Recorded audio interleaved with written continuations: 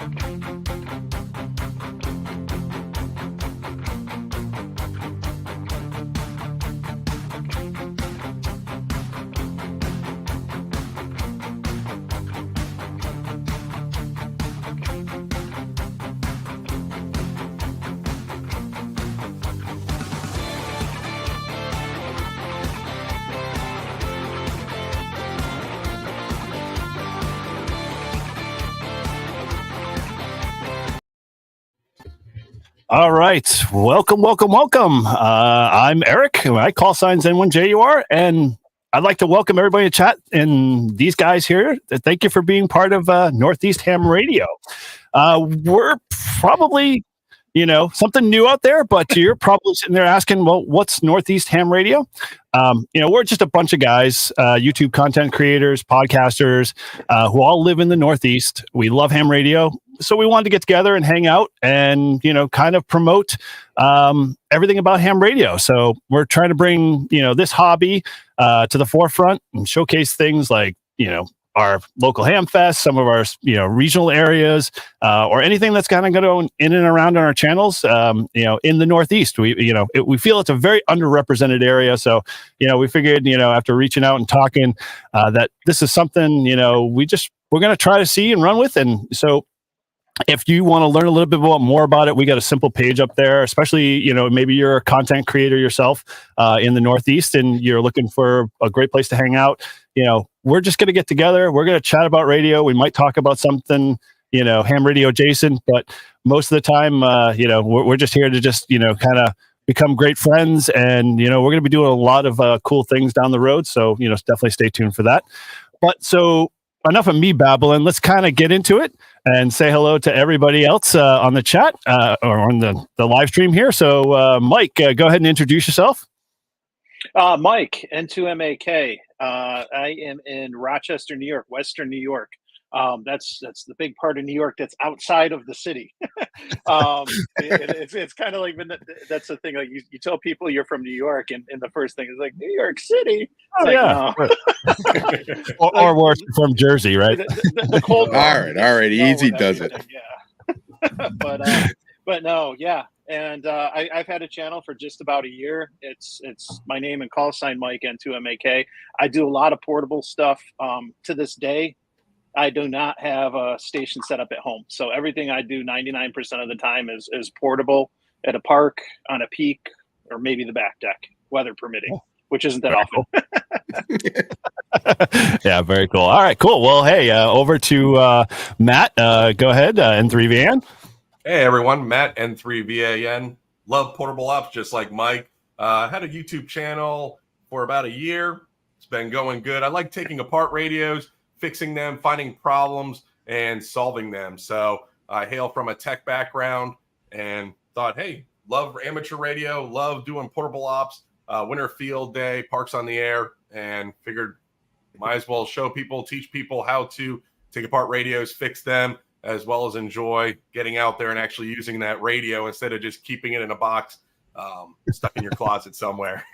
Yeah, very cool. Well, and you got to be our resident antenna pusher for this crew here too as well. I have to say, three or four of us have already got a bunch of them. We love the Reliance antennas there, especially when other antennas are unobtainium or almost kind of too hard to get, but not to say that you're not going to have that as a problem eventually if we keep spreading the word. So I don't know what you want to do with that one, but very cool. All right. Well, hey, if we're good with that one, so over to Paul there. Go ahead. KF4TPY. Give me a hello. Hey. So it's Paul, KF4TPY. I live in Merrimack, New Hampshire.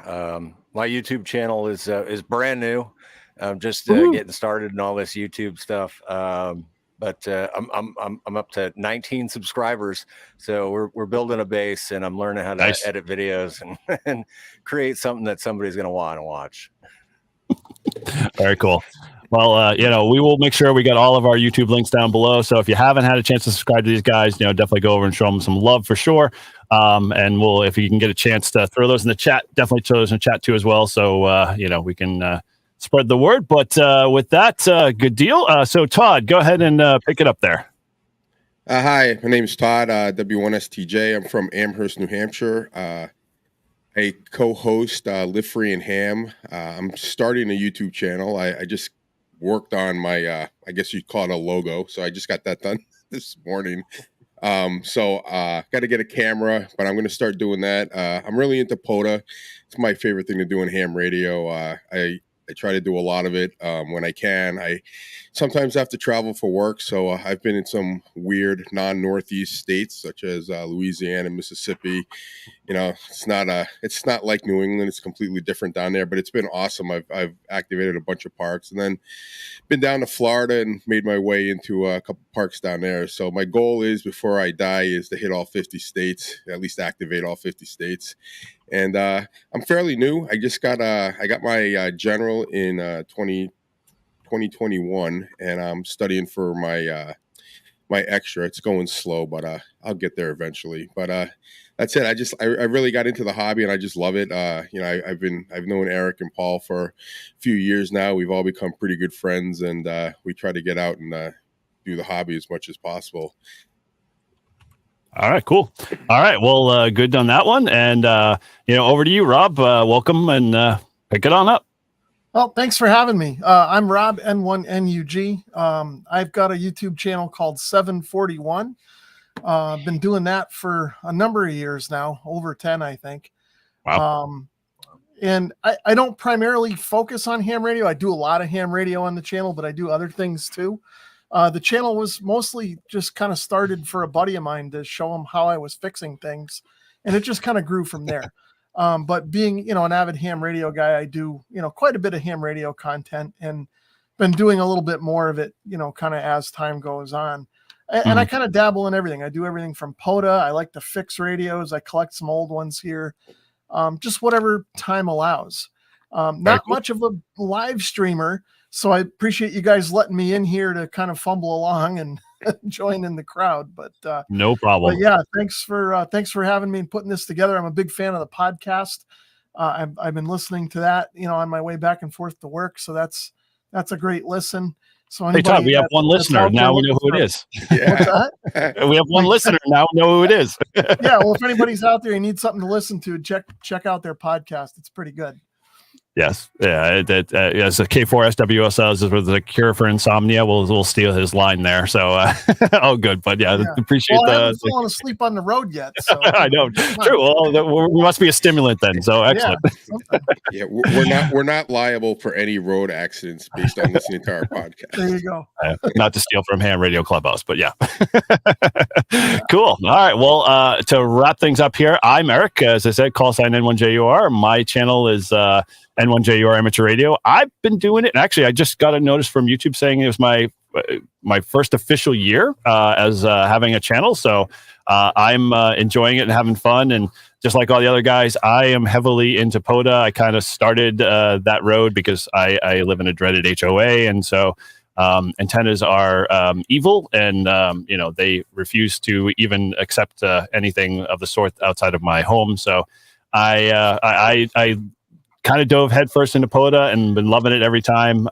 And, you know, it is a great thing here in New England. We are very blessed in general for having a plethora of parks and all of that other stuff. So I have no problem being able to just leave my house and within 20 minutes be able to get to a park or an area. So with that, also, we didn't mention, we have the Live Free and Ham podcast that Rob did talk about. That's with Paul, Todd, myself, and Ryan, who actually is flying again tonight. So, hopefully he's watching.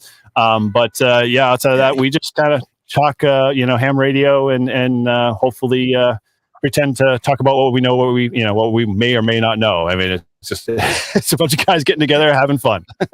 Yeah, just an update. Welcome Ryan, to the internet, my friend. How can I help you? just an update. Ryan just texted, and he just landed in Honolulu on his way to Australia and New Zealand. So he's halfway there. Oh, wow. I know, right? Exactly. The tough life. And he's on for quite a while too. So, we tried to convince him to bring radio gear, but I don't know. Maybe he'll buy stuff when he's out there. We'll see how that one goes. Well, very cool. Well, so like I said, we're just doing kind of a happy hour tonight. So we're, kind of have a loose conversation. So, if you're in the chat, you want to throw something our way or whatever, feel free. But we're going to just kind of talk about what we've been maybe working on. Either ham radio or ham radio adjacent, and just kind of go back and forth. Obviously the big thing that's kind of come down off of last weekend was Hamcation. So I know none of us went, as far as I can tell. I didn't get a ticket, and nor did I, get a chance to experience the warm weather down there. Although I didn't hear it was super warm, so you never know. And the deluge of hamcation videos and everything from everybody everywhere. I'm sure everybody got a chance to spend hours watching all that stuff. So all good around. But so with that, obviously, anybody want to kind of throw out in the ring what they've been working on, and we'll just tear it all apart and build it back up again. I have a quick question. I haven't watched anything on Hamcation. I've just been kind of too busy. Did Yaesu come out with the 705 killer, or am I still waiting another year? That's usually Dayton, right?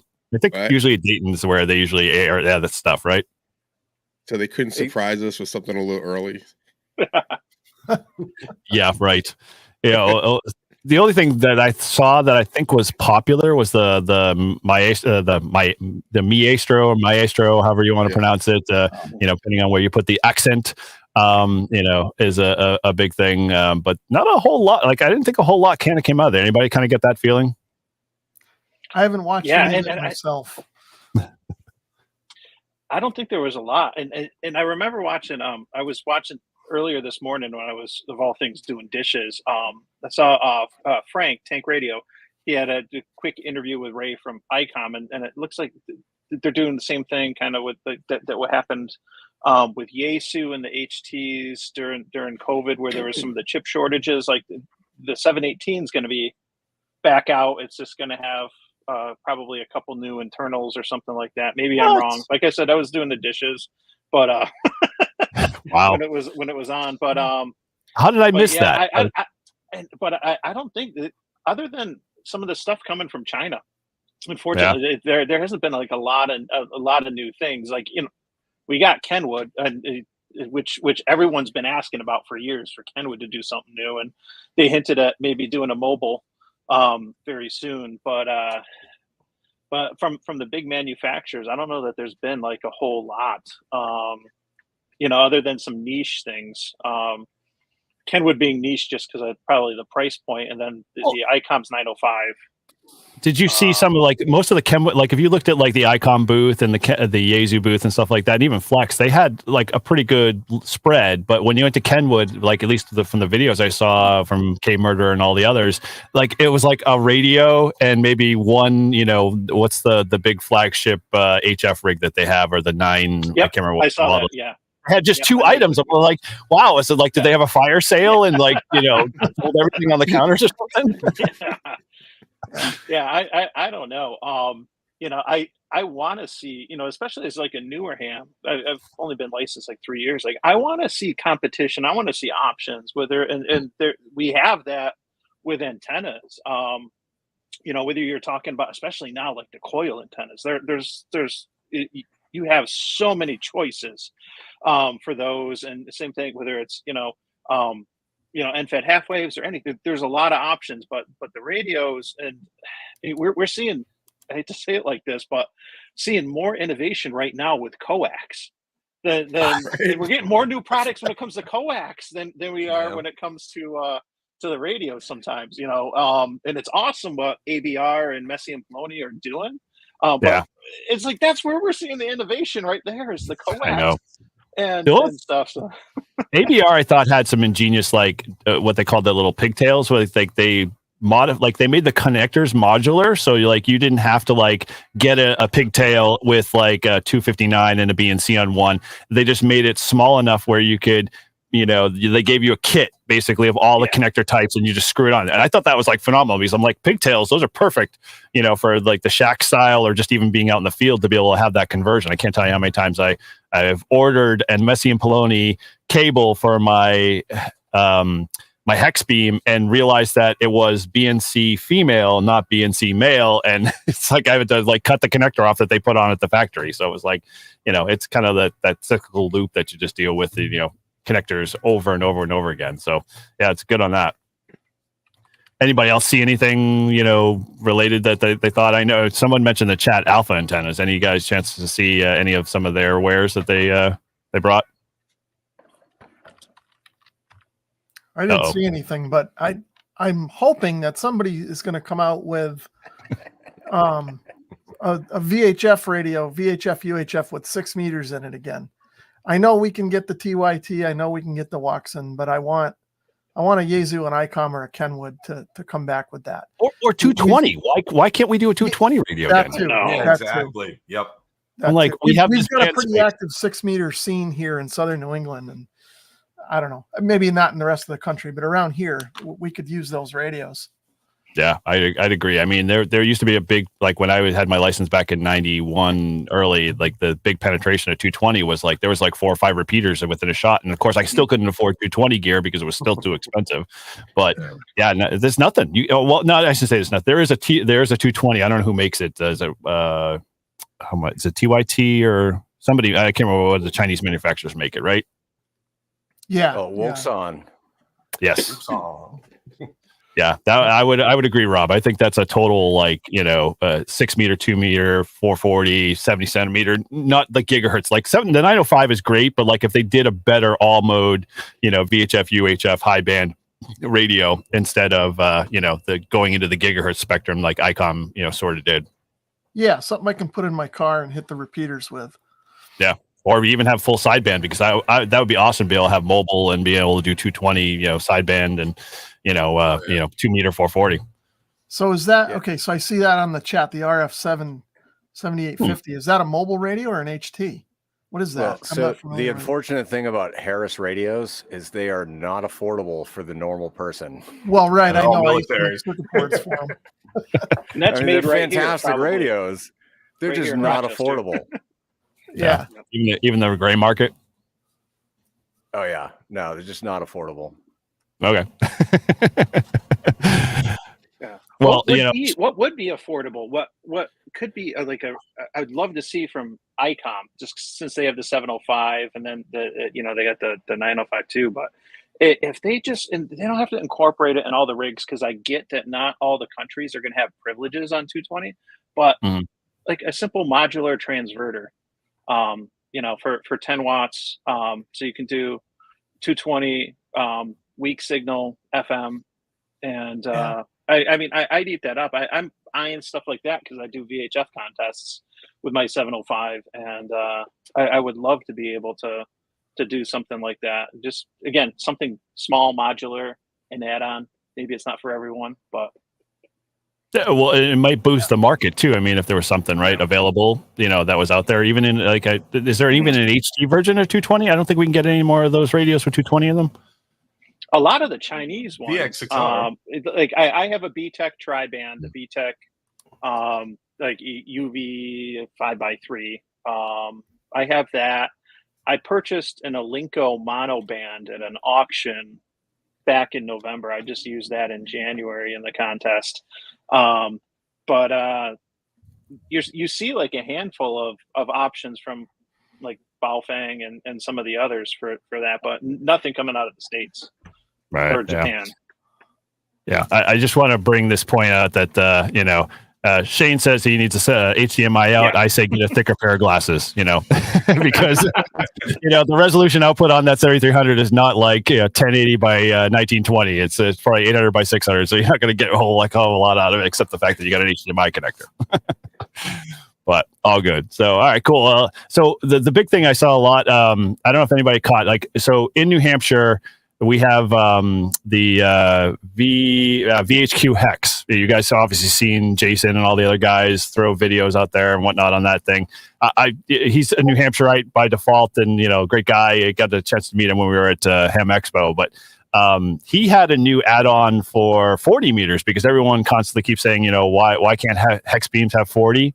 And we all know that if you throw, another band that's 40, that hex beam is going to be the size of like Montana, in terms of size. So I think he came out with like this universal dipole that I thought was kind of ingenious in terms of how he connects it to the tower and the mast. So I'm curious to see, if we're going to see more people want to buy that option or, kind of get into that. But that, that I thought for me, if I, because up here in New England, we all know the weather will kill a hex beam, no doubt. And so having a strong antenna is important in terms of, being able to have that. And so this new feature I thought was pretty cool that he added is basically just a dipole element with adjustable kind of whips on the end of it. So it was pretty cool.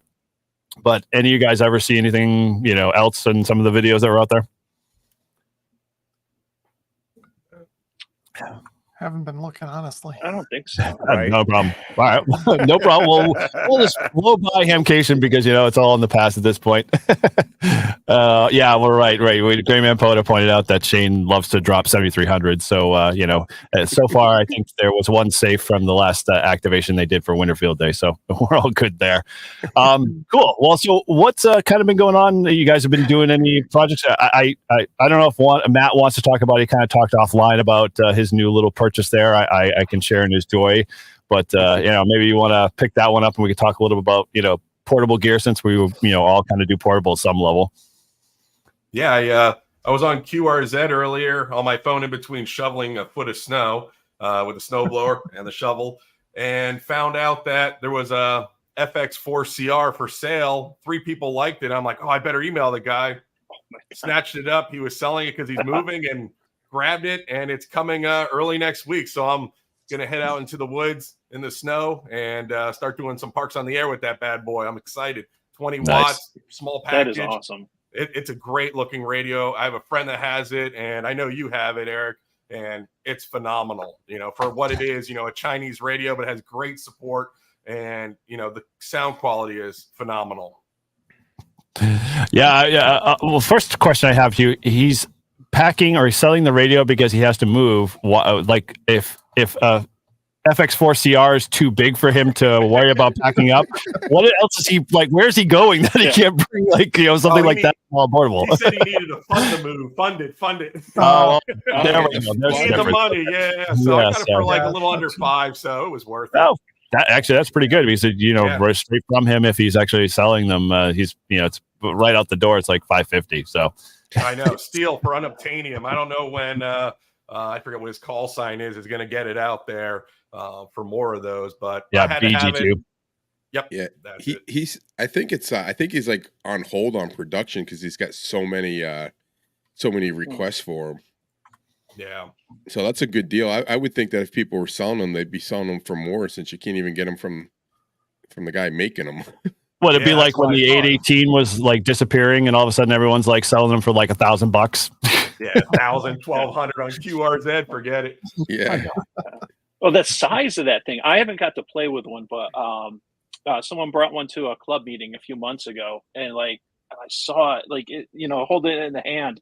I'm like, oh my gosh, I know. And I think about with the travel I do, and I think Todd was talking about earlier about traveling for work. I travel for work, and I got my 705 in a bag with everything I need, and the FX4CR is it's so tiny, compared to the 705, and you got 20 watts, you got a built-in waterfall card, and everything. I mean, beautiful that's screen.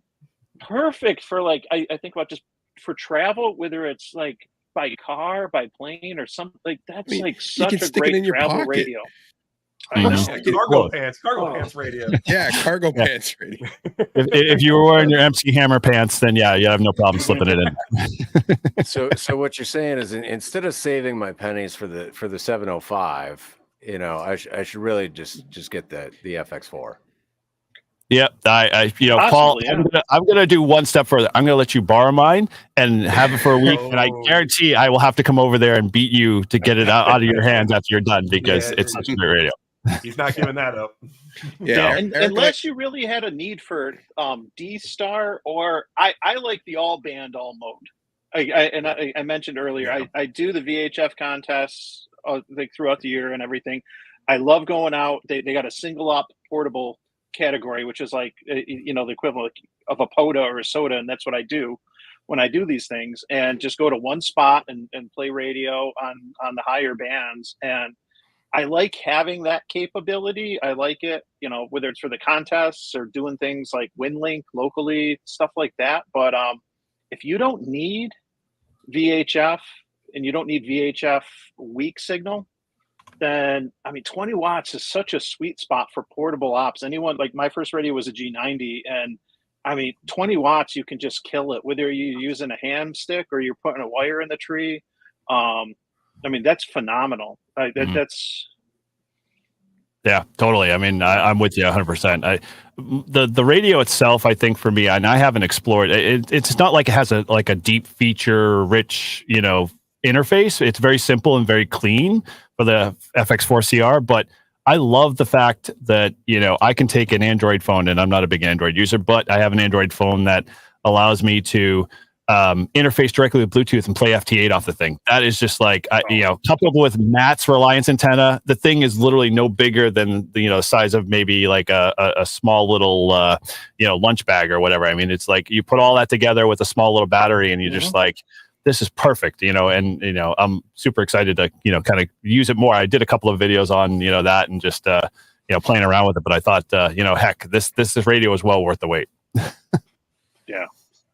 Well, when I was doing the park on Monday, I had several QRP stations, Midwest all the way to the West Coast, and I mean they were coming through fantastic, perfect signals. So yeah, I mean 20 watts does travel. It goes. For the way the solar cycle is, those that run in QRP can definitely benefit from it. I think I know when the dark ages were way back when the people said that the bands were dead and we're never going to have RF ever again. QRPers were quite happy because people would grab them and be able to make a contact with them. But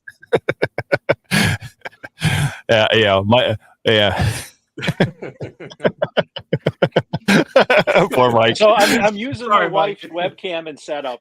And I was gonna say, I have no idea why I'm purple. I joked in the green room. I was like, it's my Irish tan. I already started drinking. It's like it's the RF turning them purple. Yeah. Great babe. The envelopes are not coming to get you. Don't worry. Yeah.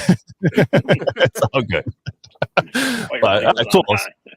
So I'm curious, so we all kind of do portable a little bit different levels.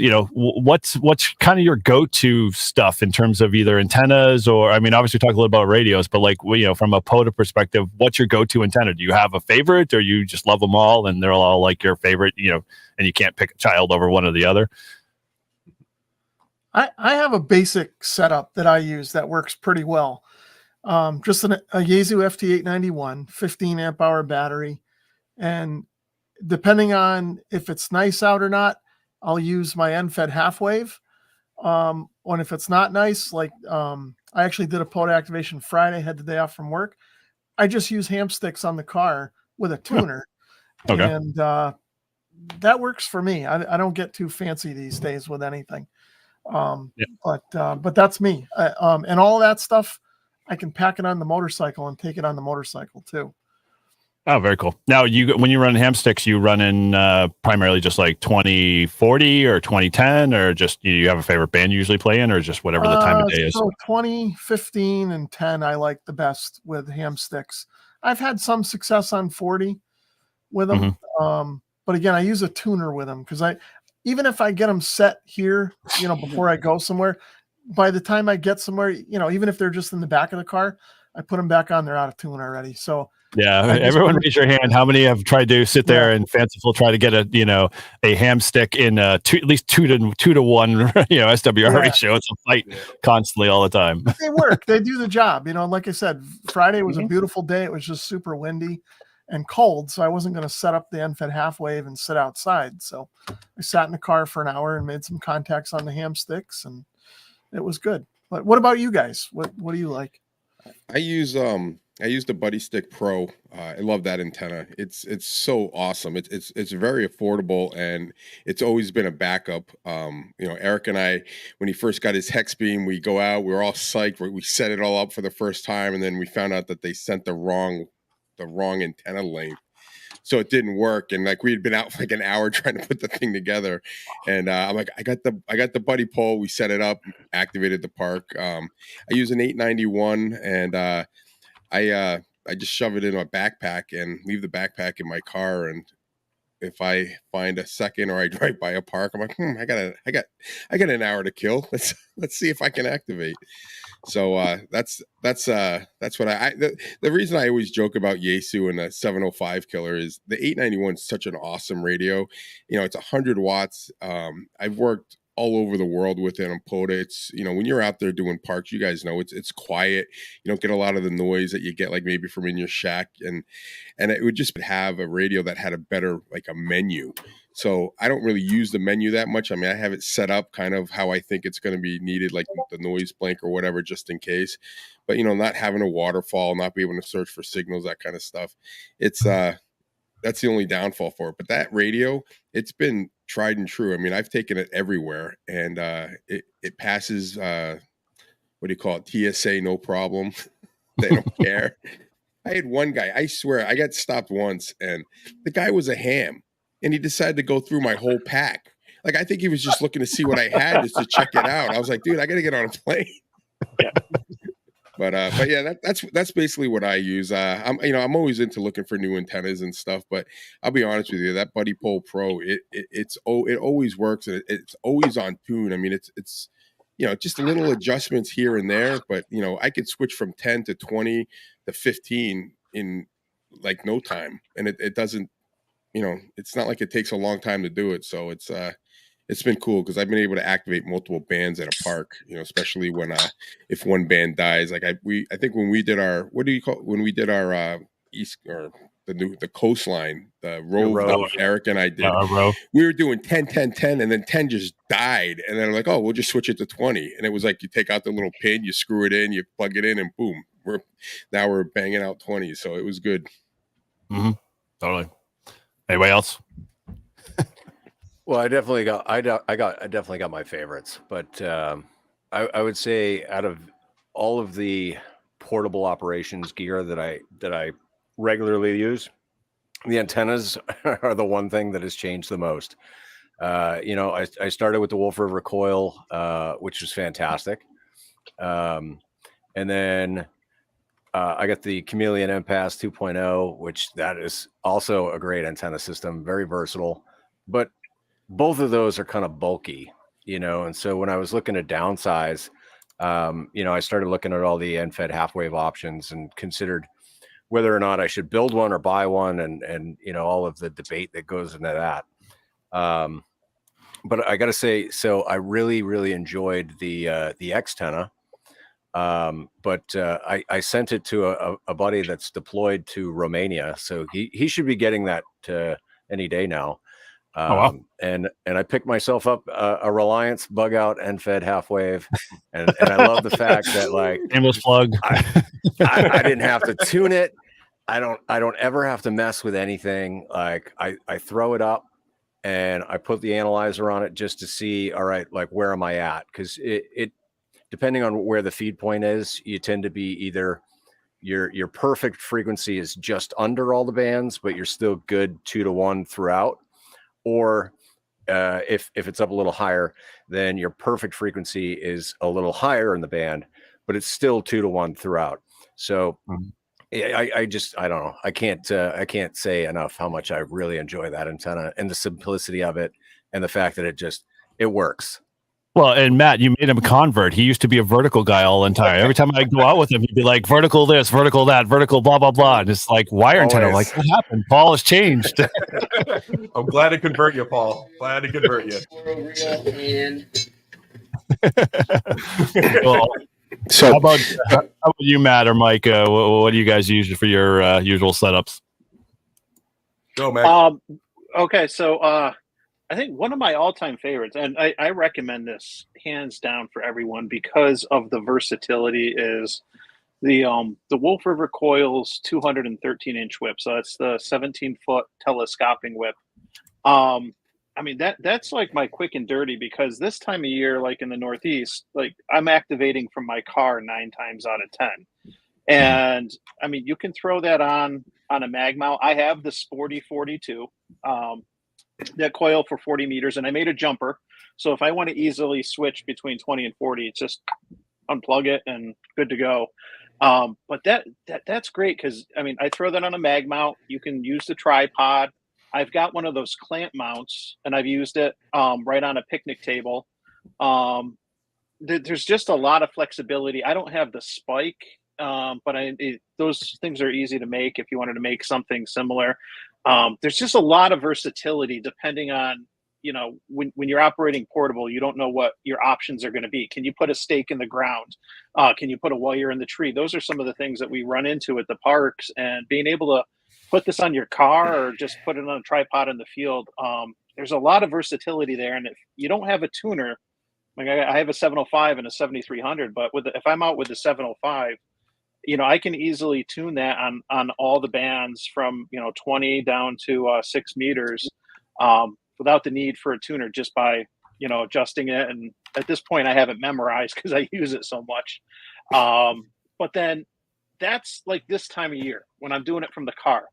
When the weather turns, like in a few months, and I'm outside, I really like putting wires up in a tree.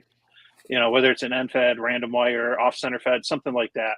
It just, just like my taste in beers, my taste in antennas changes with the seasons. So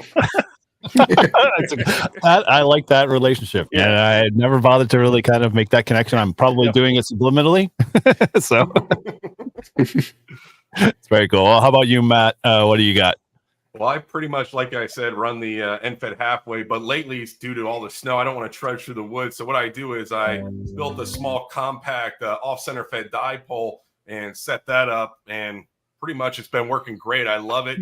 Sent it to a guy to test out, and he got like 116 contacts in 45 minutes. I was really surprised and happy with that, with no tune. Guy in New York City got one. He's like, hey, how can I turn this into a 20-6? Because, not many places in New York City to set up without getting yelled at or potentially tossed in jail. So, but no, the Wolf River coils, I love it for parks that you can't throw things in trees, like Mike was saying, or you can't put stakes in the ground. Pop a tripod on there, get one of those Faraday claws, toss that on the ground, so you have that nice ground plane, and that works phenomenal. Yeah, you get weird looks from people like, what the hell are you setting up behind your car or out in the grass? But, when you got to do it, you got to do it, and you can't toss a wire in the tree. But I was down in Shenandoah National Park for Hamfest down there, Berryville, and they always said, oh, it's tough to get set up there because the park rangers are jerks. Well, I tossed it up there. Tons of kids running around,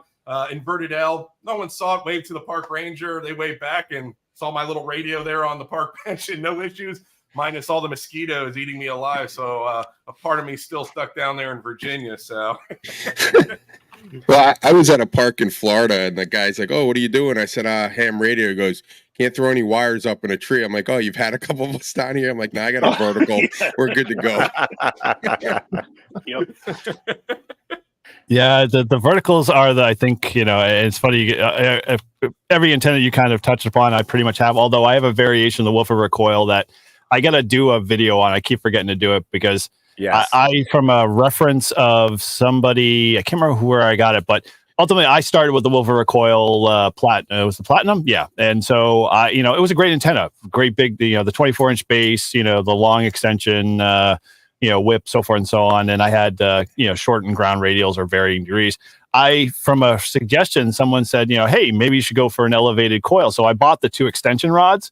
And I can't tell you, I'm never going back to the lower coil, lower loaded base coil. Even when the bands are terrible, that antenna has, once you get that coil elevated, all of a sudden things become so much brighter, so much clearer. 5.3s, 5.2s are now like 5.7s, 5.8s, and consistently. And I'm being heard, and I could play with wattage all the time and still, not see much of a major, swing and, coverage and whatnot in terms of what I kind of, peripheral looked at in terms of my spread when I make contacts. But I love that antenna. The Wolf River coil is definitely always my go-to if I remember to bring it. My problem is I've got it in a separate bag, and I can't tell you, I just did another activation down in the Cape on the way home. And of course I got out of my truck and I'm like, oh, I'm ready to go. Oh, no Wolf River coil. And so I as a backup, and as Mike said, when in wintertime, you don't want to activate outside. So I've got a ATAS 120 on the truck, and that is always my go-to. I just basically take that out of the back of the truck there, screwed on, and it does pretty good. I mean, that ATAS is a very compromised sort of antenna, but it works great with that 891. Also, it presses the tune button on whatever band I want, and I get everything from I think it doesn't do 80. It does 40 all the way down to 6, and even 2 and 440. Not that I'd ever use that, but yeah, that's always been my lifesaver every time, I stupidly forget to bring my Wolf River coil. And so, from that, those antennas just are blast. And my beach bag, I usually, as Paul said, Reliance bug out antenna, that's my go-to antenna for my beach bag. So, Yeah. I'm super excited. Remember, Eric, when we were doing the rove on the coast, we were using my my antenna, and we were setting it up different ways each time, like unconsciously just screwing the pieces, because we were like trying to do it up as fast as we could. So I would sometimes put the coil first, then the staff, then I'd put it like too high, one high, and we found it didn't really matter on that antenna, did it? No, Right? that antenna didn't get affected much by the elevation of where the coil sat. So, but it was still damn good antenna. I mean, we were, crazy on, for us to last that long on 10. We started at 8:00 and went to like 2 p.m. on 10 meters. That's like unheard of. I don't know about you. And we had a direct 5.9 to Europe. Like most of the contacts we worked that day were from Europe. We had a guy he's from Italy or Spain that was following us from park to park. Yeah, Echo Alpha. Was it Echo Alpha 1 Lima Tango Lima? You probably have heard him quite often. He's a big hunter. So but he was following us from each park, and like we'd get, as soon as we tried to stay on the same frequency, so we'd have to go change a little bit if someone picked it up, but for the most part it was pretty fun. So that was probably my favorite POTA activation. It was a day that was supposed to be, what was it, like 80 degrees, and it was like, when did we do that, in October, November? That was the one time that it was like 80, like you said, it was 80 degrees in the middle of October, and it was like, what the hell is this? This is New England. It was people are just jumping in the ocean. Like, what are these people nuts? But it was a good time. So let's shift gears here. Because we got a little bit of time. We want to kind of stick to the, that we're getting come on the hour here. But, just to give a little guys that just joined in, I did notice that Alpha 0Z was in there and a few others. So welcome for joining.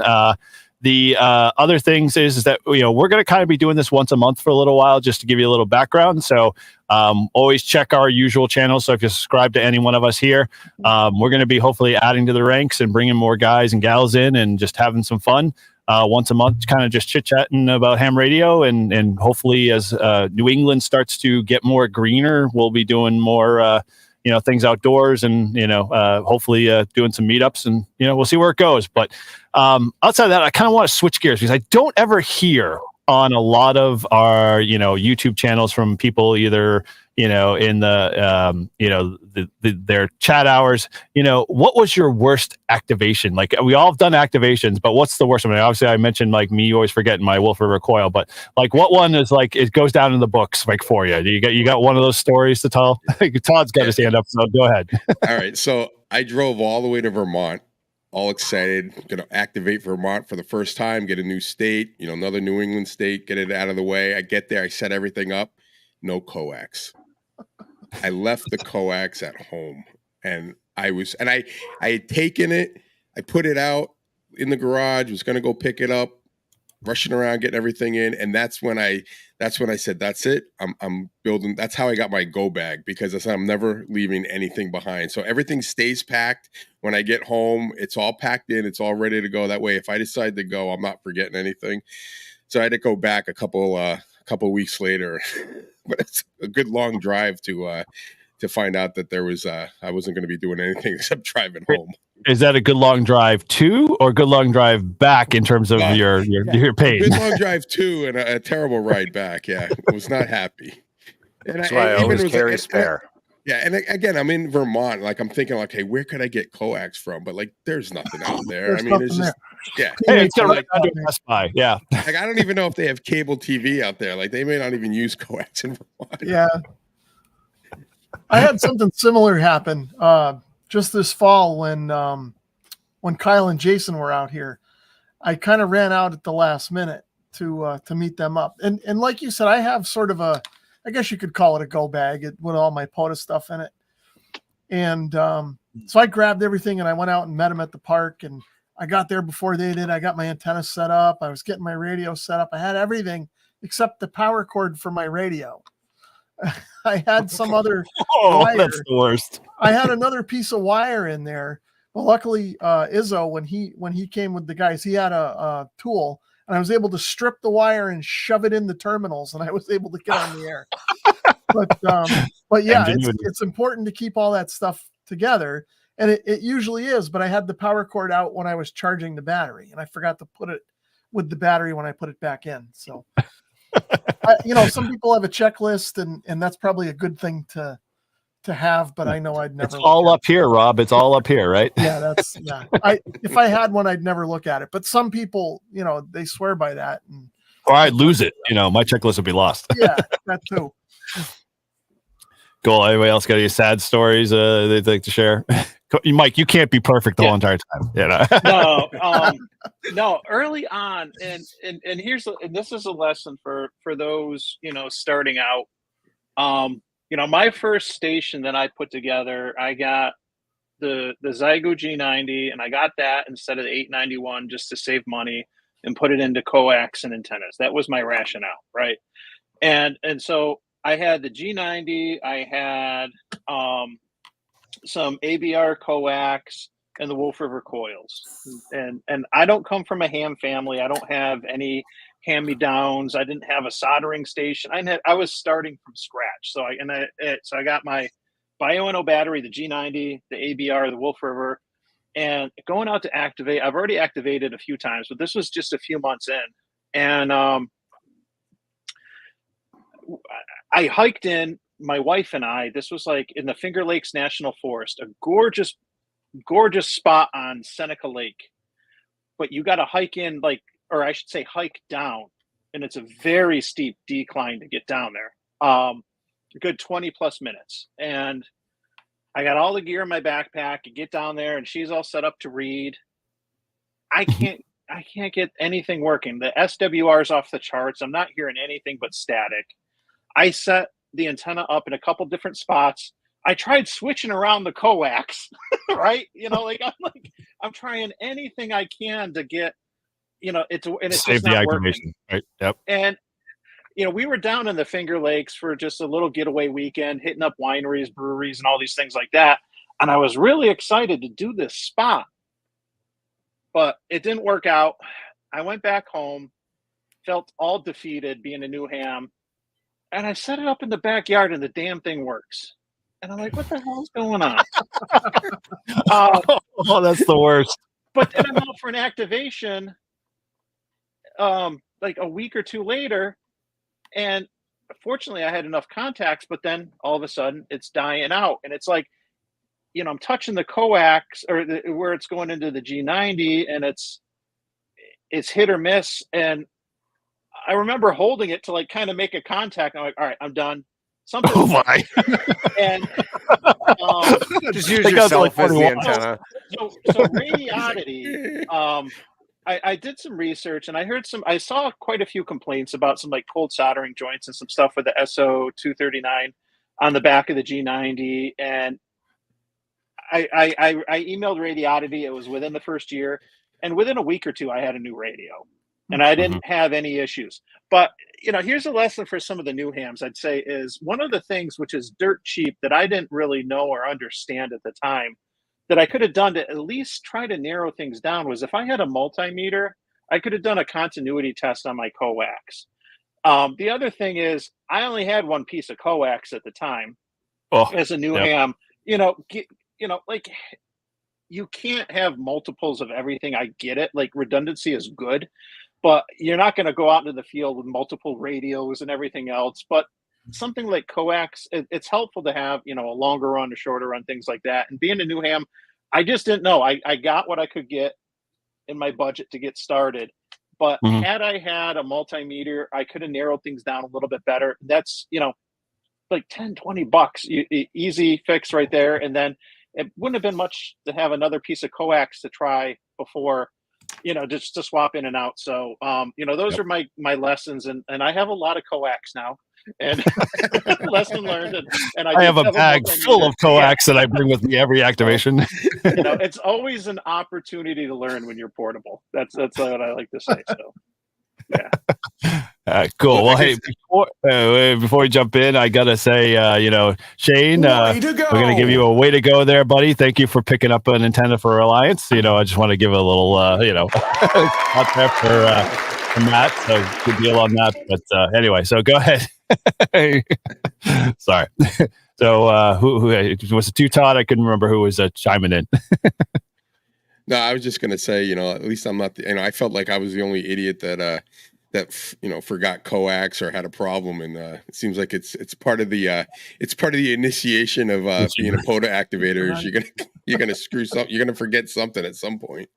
Mm-hmm. Very cool. Well, how about you, Matt, Paul? I assume you guys both can't come out unscathed. Well, go ahead, Paul. Well, all right. Well, so I don't understand how you guys can show up for an activation and not have the things you need.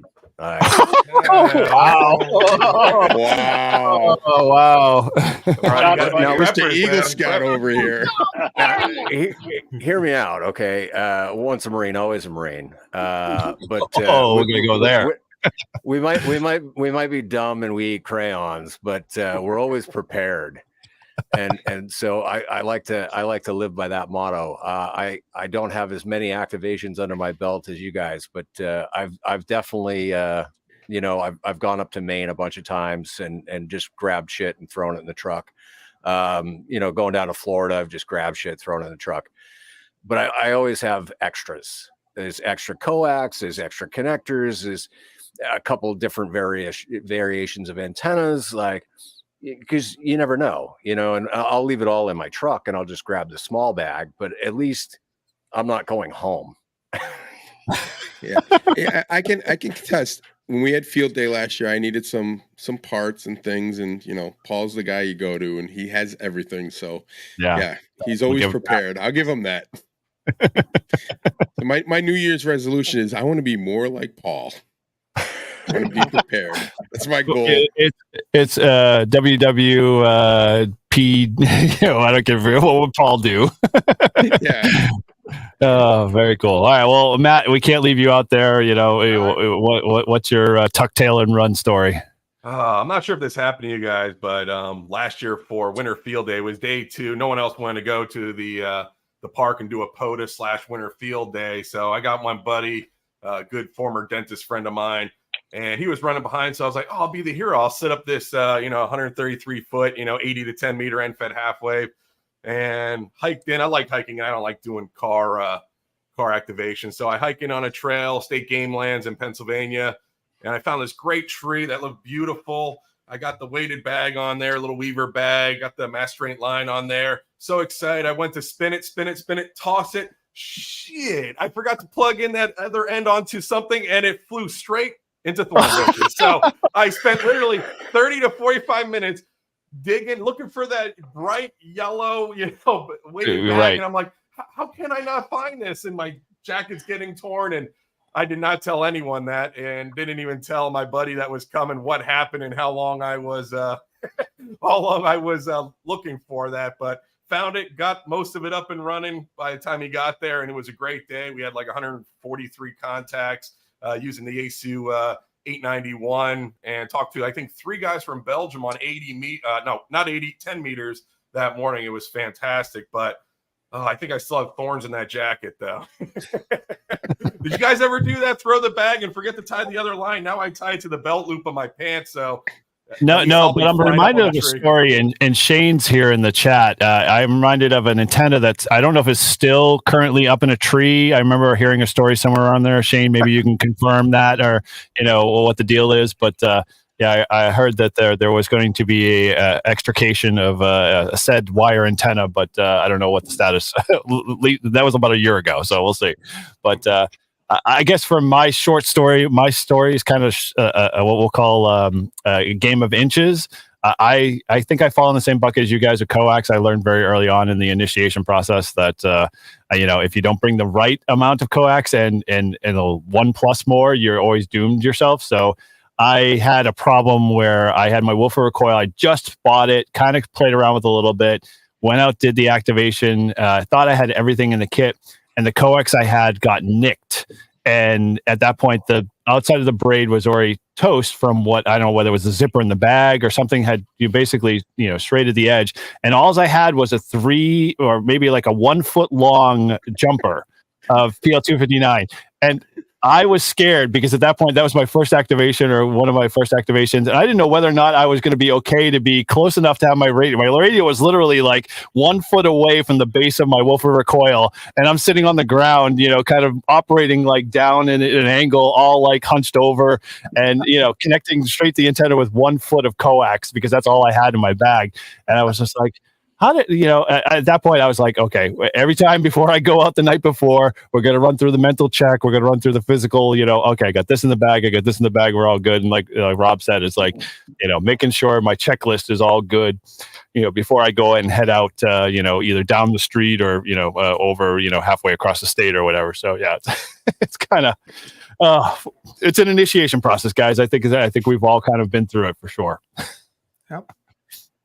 Cool. All right. Well, hey, I don't want to, obviously we want to kind of wrap up here a little bit. So, we, if those that all have joined, we got 32 in the chat. At one time, I think we had high at 34. So I appreciate all you guys joining in and being part of this process. It's been a blast so far, and we're going to definitely be doing more.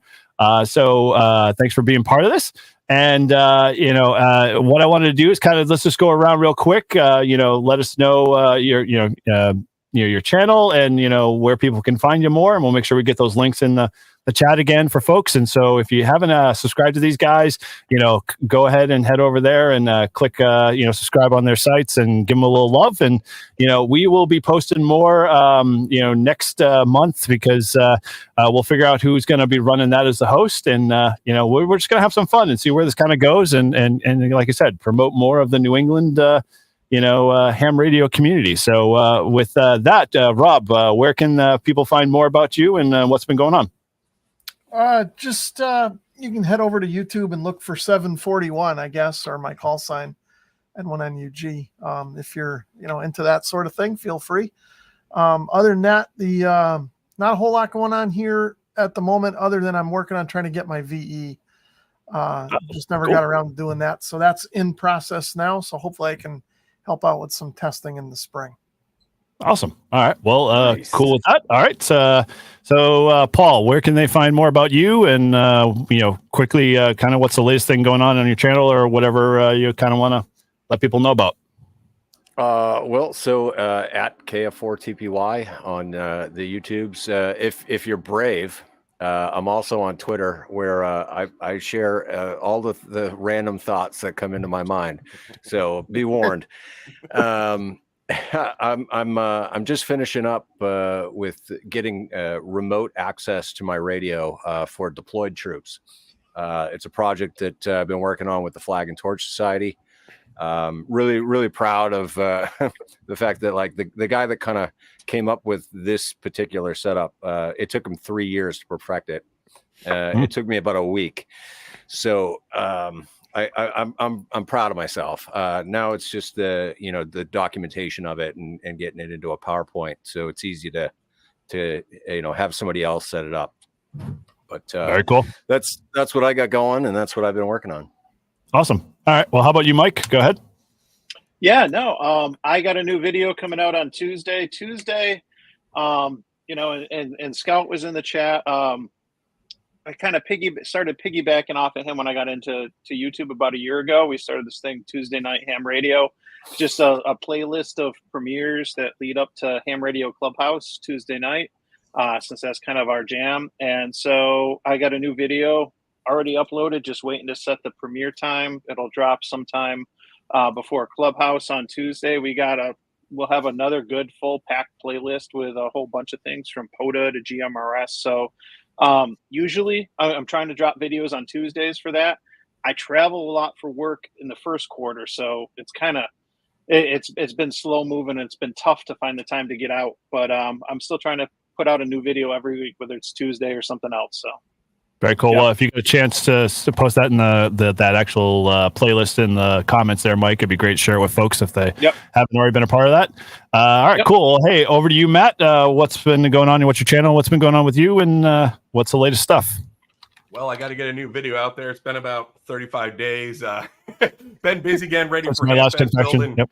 Oh yeah, building tons of antennas and testing out a new wire that looks like the soda bean's yellow. So Ooh. testing it out. It's lightweight. It's the same or slightly less diameter than Poly Stealth, but it feels fantastic and it slides right through the branches. I love it. But also shipped out an antenna to Pakistan. No, not a trader, guys. They have a Jeep rally. They're starting Monday at the Cholistan Desert, and they're going to be using one of my antennas in the field. And they're doing their first year of doing HF there. They usually do UHF, VHF. So I said, hey, Assad, send me some pictures of this antenna out there. I'm really happy to see it. So that's what I've been doing. Just getting ready for Hamfest. Can't wait to go up there to NEHR to see you guys. Maybe we'll do an activation together, possibly a live stream one. That would be awesome. And other than that, that's pretty much it, guys. Yeah, we're gonna have to talk on NEHR. They ended up shifting that schedule. I don't know. You got the update. I was so mad. It's like Friday, Friday, which is like, I mean, I work. I don't know about you.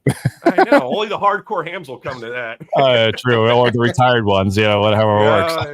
Yeah. Cool. Well, we'll definitely have to talk more on that. So cool. All right. Well, good to hear on that antenna. Keep us posted on some of your designs there, and we're looking forward to what you got going forward on the channel. So. Cool. All right. Well, over to Todd there. I mean, go ahead. What's been going on with you, and where can people find out more about you? You can find me at w1stj.com. So website work in progress. I'm also going to be starting a YouTube channel.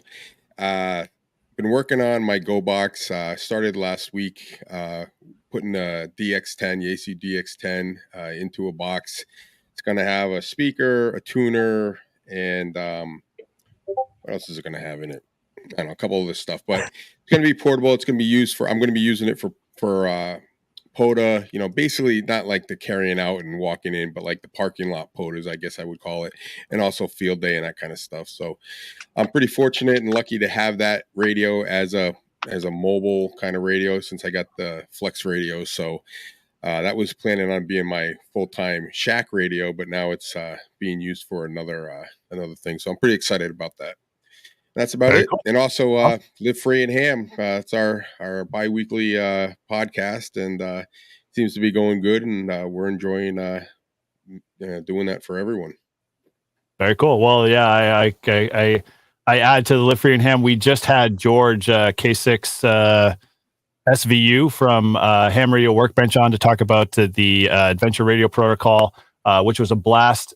We are super excited to kind of get that more integrated in kind of the stuff that we're doing. So you'll probably be hearing more. And, as always, we always release an episode on that every 2 weeks. So if you haven't, you can always head over to livefreeandham.com and check that out. And would love to your support. And, definitely love to hear from you. And so for me, like I said, my channel is N1JR Amateur Radio.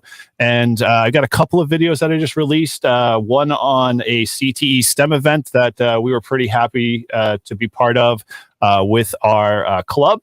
And as always, I've got great, videos up there on the Reliance antenna with Matt. That was a big hit, as well as a few other activities. And I've got a video that I'm going to probably be releasing probably soon on Ham Shack Hotline. That I had I'd say my website's blown up in terms of folks, wanting more info on Ham Shack Hotline out of all the things, So I figured, okay, at this time, I might as well put a video together and let folks know more about how voice over IP can be helpful in the ham world. So outside of that, cool. Well, I appreciate all you guys coming on. It was a blast hanging out for our happy hour. So I thank you guys again for being there, and all you guys that are definitely on the chat. I am totally blessed and super psyched to see that we had 34 people on for our first show. So there'll be more going on in the future. So stay tuned to all of our channels, because we'll be, putting out notices and updates on things that we're doing as the Northeast Ham Radio group of guys. So with that, I'd like to say, like I said, thank you, and 7-3 to all. 7-3, 7-3, everyone. 7-3.